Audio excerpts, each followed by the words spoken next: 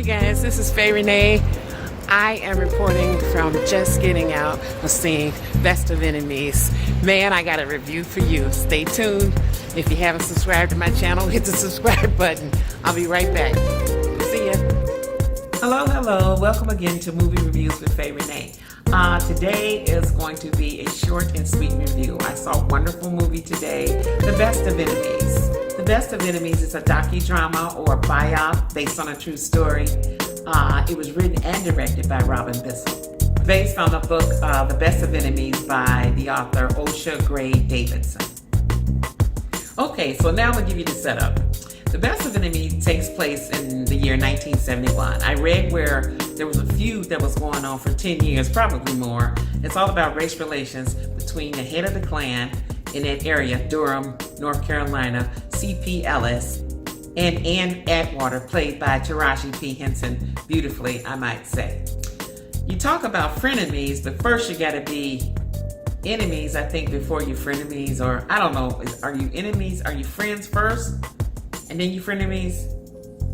I think they were true enemies in the beginning, so I guess you have to be enemies before you're friends. Sometimes you do. Now, I know they were supposed to be in North Carolina, but everybody looked extremely hot and sweaty. So I found out that they did film it in 2017, the summer of Georgia. So maybe most of that sweat was for real, but it just looked like they were so damn hot and uncomfortable. I was so glad to be a Chicagoan when I saw that movie. I started loving this long winter that won't go away.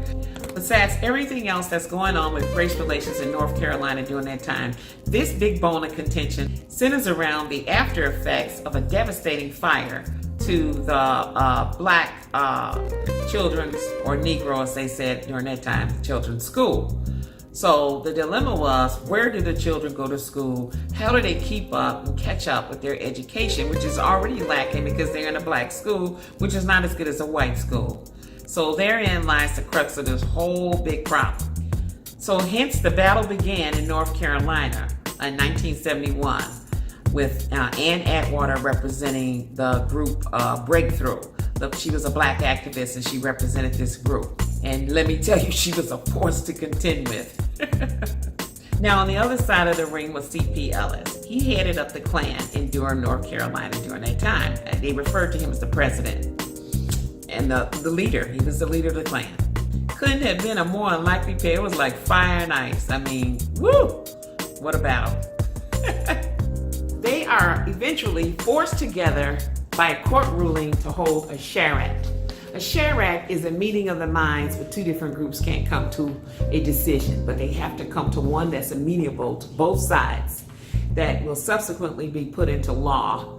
In this case, it would be put into law, but it would be the deciding factor of the issue that they can't seem to come to terms on. A charrette is also led by a mediator. They brought in someone from the outside of North Carolina, Durham, North Carolina.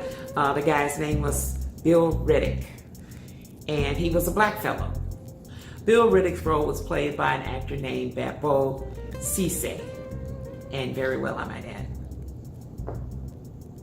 Okay, y'all, no more giveaways. Y'all know it was a battle to integrate the schools. Okay, we had the Klan on one side and we had Anne Atwater on the other. So now let's move a little bit further. I will tell you this: there are some reviewers that are saying the movie was patent, the movie was formula. Maybe it was, but it really happened. So sometimes, you know, life imitates art.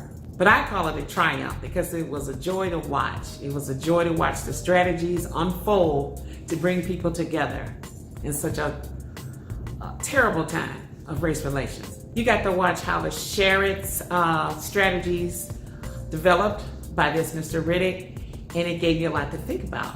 You know, sometimes maybe we need a charrette today. I also think it's a family must-see because of the historical relevance. And yeah, I'm calling for an Oscar contender in this one. For tarajiPHenson's role as Anne Atwater. She was stellar. She was Anne Atwater, okay? Now, y'all know I think Oscar sucks. It does because of its blatant subjectivism. And I don't want to bring Taraji down. Her acting was stellar. but Taraji met the qualifications and the criteria to get an Oscar as a black woman very easily. She had no makeup, she was bare bones, she was kick-ass, and yeah, she had aura of quote-unquote mammy-mish to her. But that was her role in this movie, and she did it well.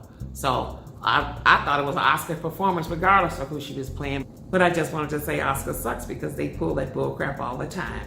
But nevertheless, A1 plus performance by the beautiful and very talented tarajiPHenson. Okay, now for a few credits. You already know tarajiPHenson played the lead role in Atwater, and C.P. Ellis, the Klan guy, was played by Sam Rockwell. And it was directed and written by the same guy, Robin Russell. Good job, Mr. Russell. Oh, I want to make an honorable mention, an actress I love. I don't see her in enough movies, Anneheche. Anneheche played the Klan's wife, Mary Ellis. She was wonderful. I wish people give her more roles. She's a damn good actress. You know, she just don't get enough credit, I don't think. Okay, you guys, so there you go. This is a go see it, a feel-good movie. I'm giving it a 3.75 out of 5. And once again, I'm calling for an Oscar contendership for tarajiPHenson's role as Anne Atwater. Okay, big question, big question. After you see this film, do you think it will help with race relations in our country in the current climate? Something to think about. Okay, so there you go. Next time I'll catch you at the movies. This is Faye Renee.